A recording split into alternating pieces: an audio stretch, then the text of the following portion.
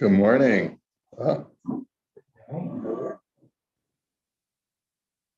Okay. So once again, the projector has not been fixed yet. So we're waiting on that. So we'll just go through it. I have it on my screen here. So if you want to open up your phones or anything else that you might have to be able to watch it, that would be great. Or you can just listen. Okay.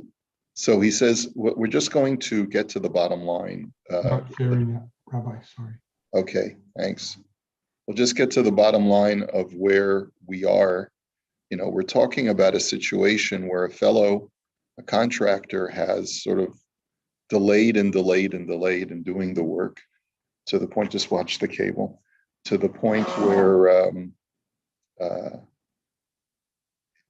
you're worried, it's creating aggravation, and you're concerned that there may actually end up, you may incur a financial loss because the rainy season is coming and everything's opened up already.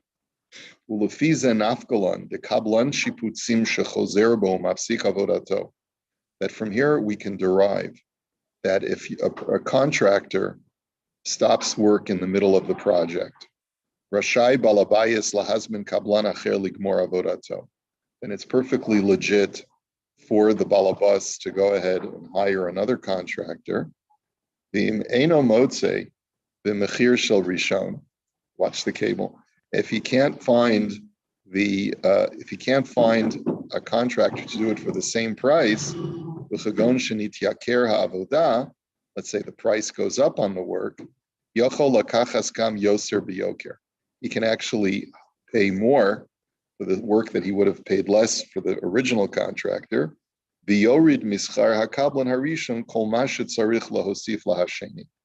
you can we're down on the bottom of the first column, and you would deduct from whatever you would have paid to the first contractor. You can deduct from that whatever you need. Let's say the job you had allocated $100,000 for the job, and the first guy you let's say you still owe let's say $50,000 to, but it's going to cost $150,000 to finish the job, or it's going to cost, let's say, $100,000 to finish the job. So with the new contractor. So since I owe 50 grand and it's going to cost me the same 100,000 to just finish the job, I can just not pay the original contractor anything. If the second guy is going to charge me 75,000, and so my net all in is going to be 125, 50 to the first contractor and 75 to the second contractor, then I would be entitled to deduct 25 from what I owe to the first contractor in order so that I'm not out of pocket.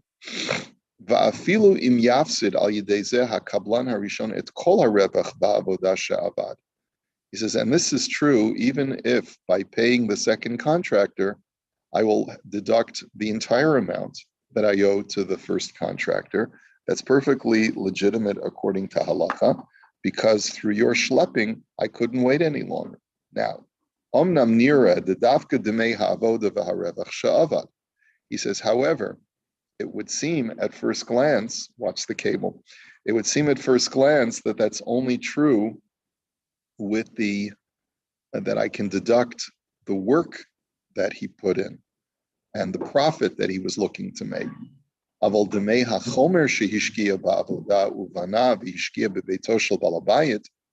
about the actual out-of-pocket expenses of the first contractor? He purchased lumber, he purchased other supplies that he put into the project. Here, he's going to be out of pocket if I don't pay him. So then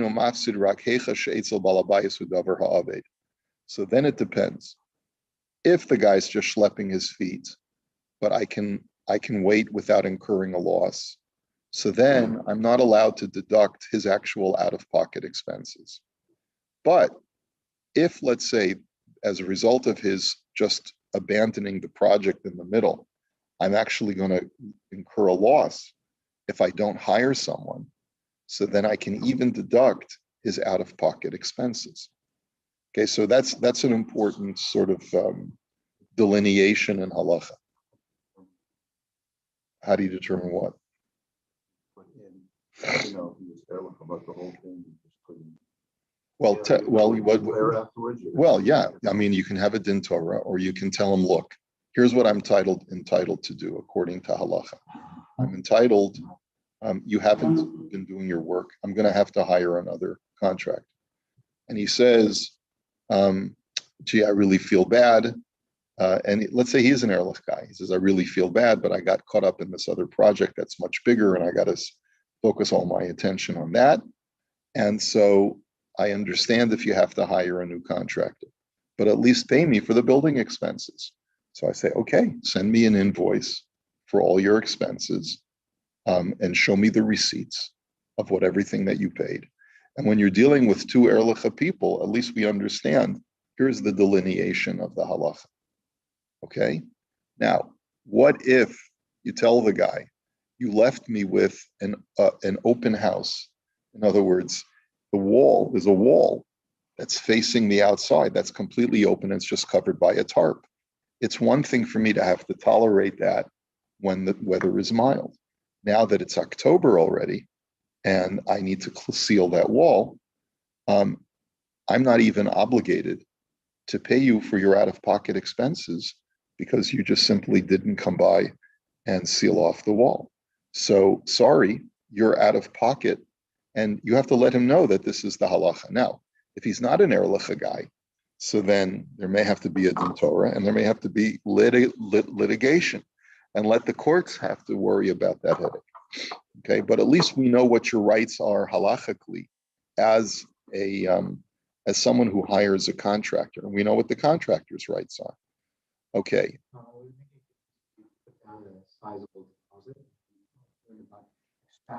Sure. Yeah, it will. Of course, it'll make a difference in halacha, right? Of course, it'll make a world of difference because remember, hamotzi mechavero alav haraya. You'll have to take the contractor to Beis Din if you've given him a sizable amount of money and he abandons the project in the middle, because it's going to be much harder to extract something that you've already paid him than to not pay him. Okay.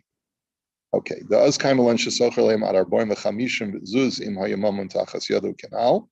This is because in that situation, if it's of a davar ha'aved, if it's you're incurring a financial loss because he stopped work, so then you can pay whatever you need to hire someone else to seal the wall, even if it's going to end up eating into the guy's expenses as well. V'lochein, top of the next column. Im hayanelats lakachas kablan acher limnoa hefseid uchagon shayach shash sheyavo geshamim uchadoma v'yafsidu mamono.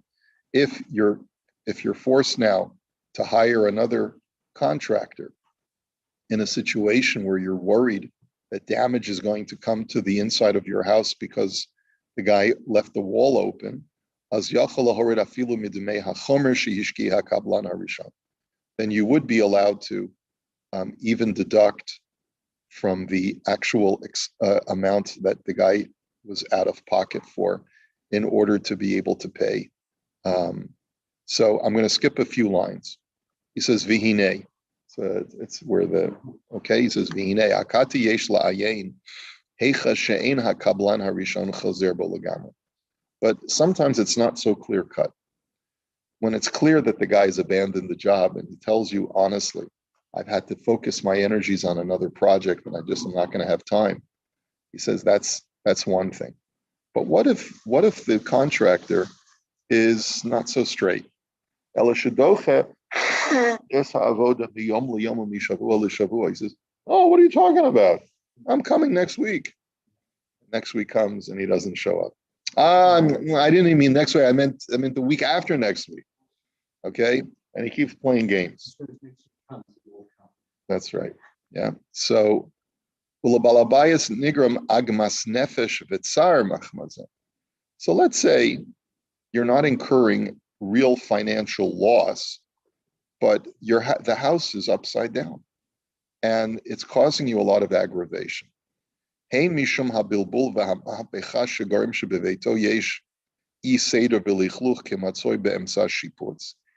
because the upheaval that's in your house because a house that's in the middle of renovation is invariably in all states of disarray. Or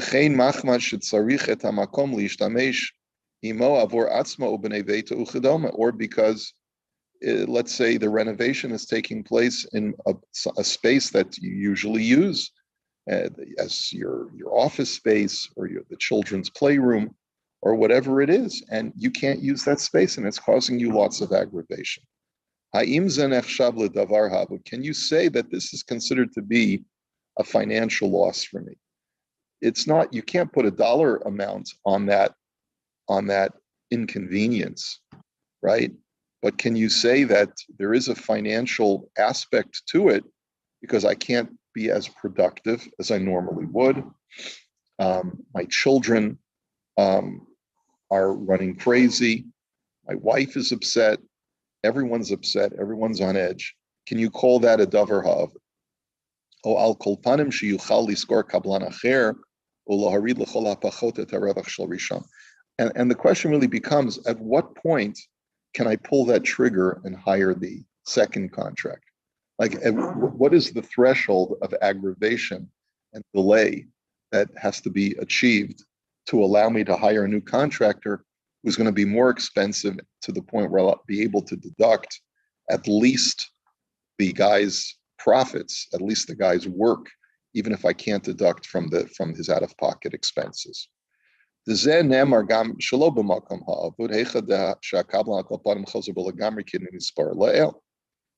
because the first contractor is telling you, no, I'm going to finish.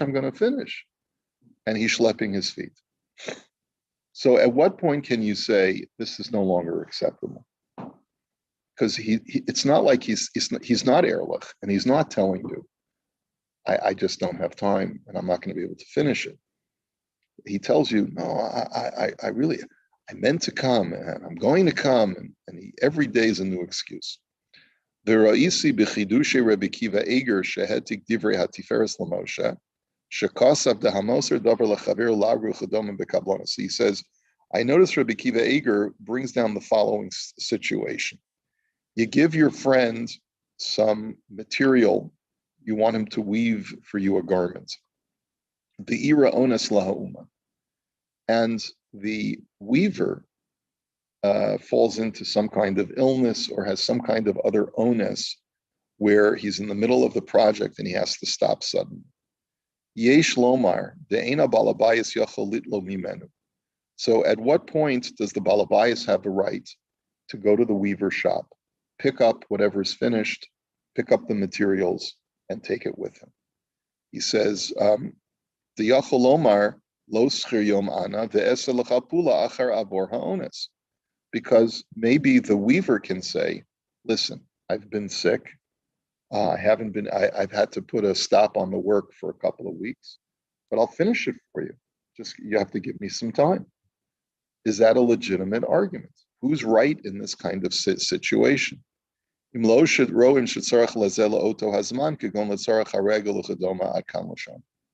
Rebbe Kiva Eger opines that if it's not time critical, the project, because you could wait, then you're mechuyev to wait if the guy says, I do plan to finish it.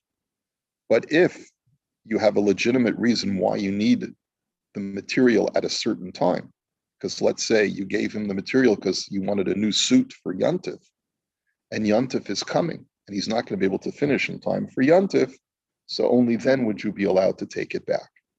So that's what Rabbi Kiva Eger says. So how do we apply that to our situation? Umashma midvarav de b'makom shuram shabalabayis sarach hadavar ba'ofen nachutz kagon laregel hagam she'enu davar ha'avid mamish b'kol makom rashai lakachta mimenu afilu b'makom shal polanos. What you see from that case is that even though there's not real financial loss in that situation, in other words, the balabayis is not losing money if he doesn't get the suit before Yontif. He just won't have the new suit before Yontif. New. Okay? There's been more tragic things that have happened in the world than you not having a suit before Yontif.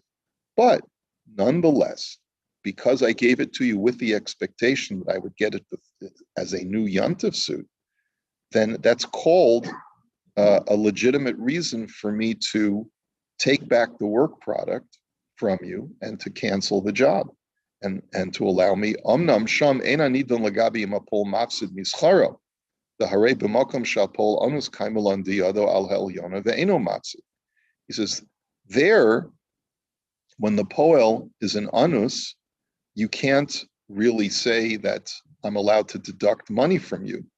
I may have to pay you for the work that you've already done in the product. Mikol makom chazinin midvarav dereshaya balabayis lakachas es avodas hakaplan b'chazara afilu heicha shehakablan anus. But that's because it's an anus over there, and so you see that the balabayis is allowed to cancel the job in the middle because of the fact that you're dragging your feet, and I needed this job to be finished by a certain time. Because under normal circumstances, a balabayas does not have a right to cancel a job in the middle of a job. In other words, the weaver or the carpenter or whatever the person that we're dealing with has rights also. He can say, you hired me to finish, to build a chair for you or to weave a garment for you. You can't say, I've decided to take it to somebody else in the middle of the job if you don't have a legitimate reason. So apparently this is enough of a legitimate reason if you have a reason why, if you can explain why, because I need the garment before Yantiv, okay? So perhaps we can apply that to our situation where the contractor does not have an onus. The reason why he's dragging his feet is because he's working on a more important project for him somewhere else. And he put your project on the back burner. He says, "Dereshayel kol panam balabayis lahapsik avodas avolitain la'acher l'sayim v'harishon yakabel kafi malachto masha'asa." And so, okay, so at least I know that I have a right to cancel a contractor who's delaying. We haven't clarified, do I have a right to deduct expenses from him for the new contract? That we don't have a proof.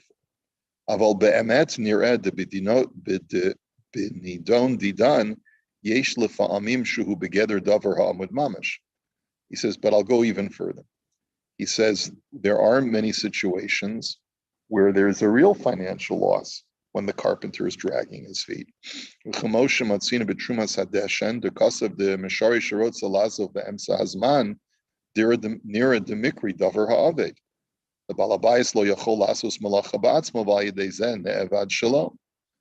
Hadeshin says that if I hire a housekeeper or a butler and they want to quit midday, even though they're not a kablan, they're a schir yom, they're hired by the day or by the hour, that's called davar ha'aved, to the point where if I have to, that's called I'm incurring real financial loss because I can't do the work myself. I'm going to have to hire somebody else to do it. And the Shach writes that has to be determined by a judge to see, was it really necessary for you to hire another worker? Could you have done the work yourself or not? He says,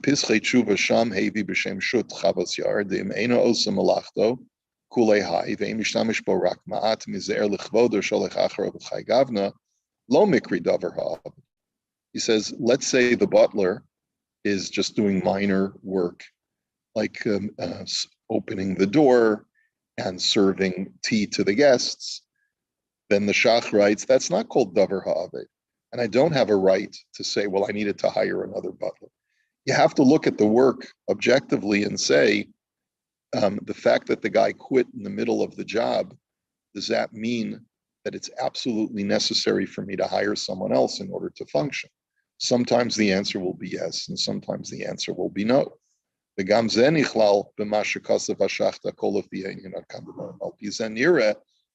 hacha yesh lefhamim shedichui ve'ikuv avoda shel hakablan hu begeder zeh, u'reshaya balabayis lischor kablan acher u'laharid midmei harishon al pi hayesodo shenisbaru la'el im lefiros eni hadayin hu begeder davar ha'aved.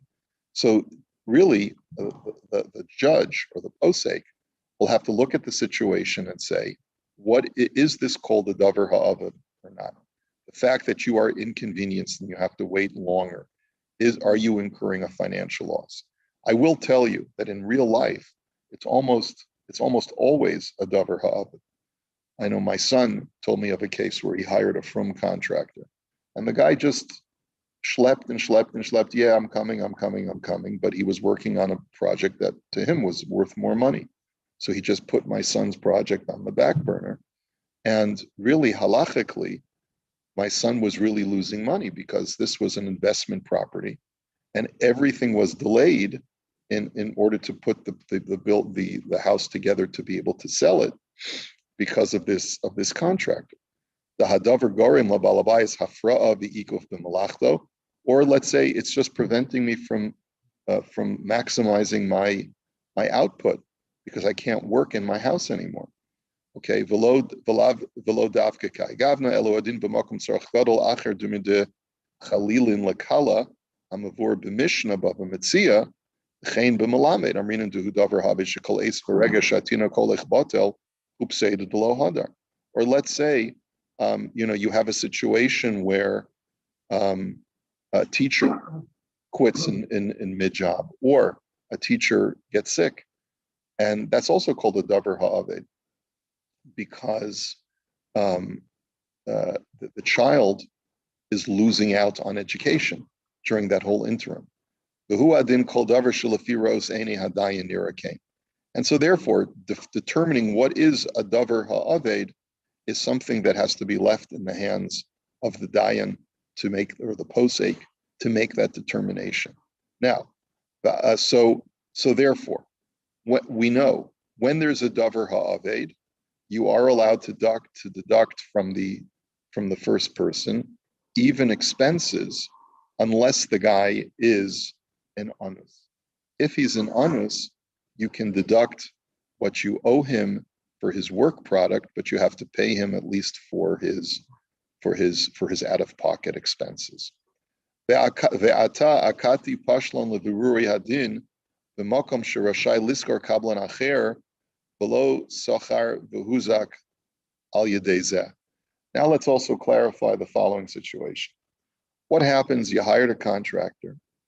He delayed, and you ended up not hiring another contractor for whatever reason. You ended up, maybe you couldn't find someone who was willing to finish the project, or the guy kept delaying and kept promising, and so you didn't have the heart to take it away from him.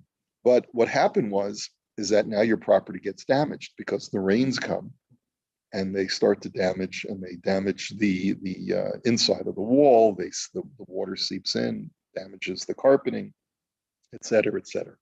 Kagon shaba geshem v'kilkel v'nigram lo hezek.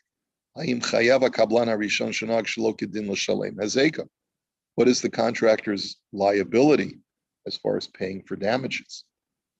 V'hinei kosav harama v'zel l'shono v'im lo socher aleim acherim ena poalim chayavim l'shalem lo hezeka. The Rama writes that if you didn't hire new workers to finish the job that the old worker was supposed to do, and as a result you incur damage, then the workers are not obligated. The original worker is not obligated to pay. Sham behemshech kasav Rama v'zel l'shono. V'davka b'davar ha'avod she'eno mamon kigon malamed chadam lazeh. Aval b'davar ha'aved shel mamon tzarich l'shalim lo kol hazeko. But that's only when it's a non-tangible financial loss. But if it's a tangible financial loss, in other words, what's a non-tangible financial loss? My son is not getting education during this period where the teacher is, let's say, decided he needed to take care of something in his personal life, so he stopped teaching, stopped tutoring my son. So I am incurring a loss, but it's a non-tangible loss because the time that you're away, my son is not able to get educated. But if it's a tangible financial loss, the rain came and it destroyed the carpeting, so then the Rama paskins that I can assess the person who failed to finish the job for damages. Uvabir hagrosham sifkat mem kasav alzeh, the dafka medina degarmi. he says that it's because it's a causative damage, and therefore I can assess him for the loss. So go to the next page.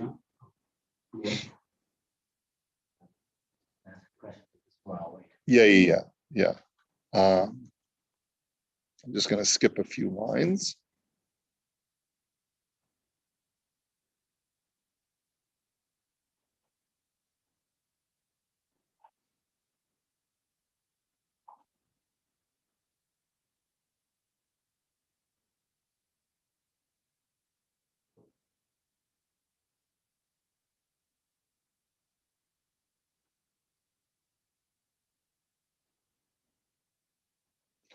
And then he writes, I'm skipping down, Shuv ra'isi b'chazonish, shecholek al harama, but the Chazonish disagrees with the Rama.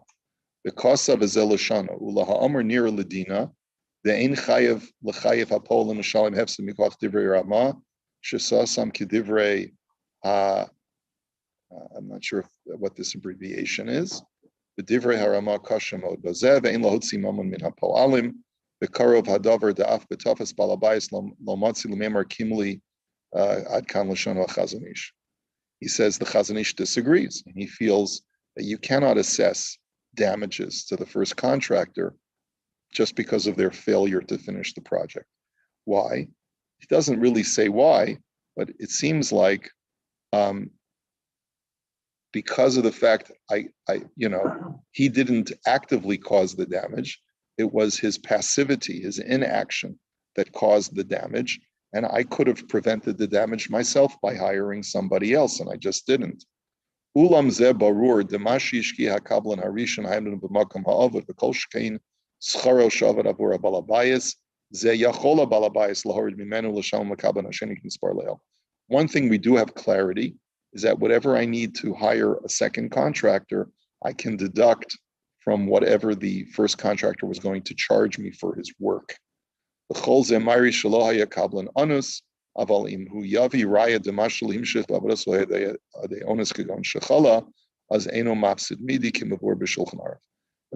when the first contractor was not in onus.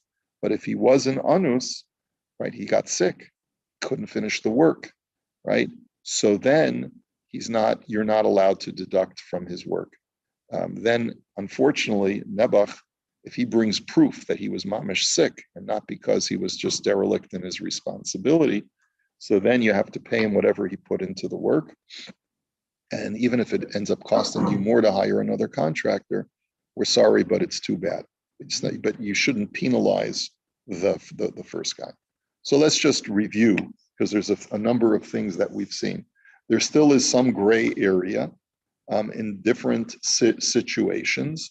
But what does become clear is that if a contractor stops in mid-work, if he's an onus and he brings proof that he was onus, so then you're not allowed to cause him financial loss. You have to make him whole. Whatever, obviously, the building expenses, for sure you have to pay him for, and you'll negotiate with him what his work product was up until that point where he was forced to stop, and you pay him for the work product. If he wasn't an onus and he just tells you honestly, I'm not going to have time to finish, I'm really sorry, right? I'm just not going to have time to finish this.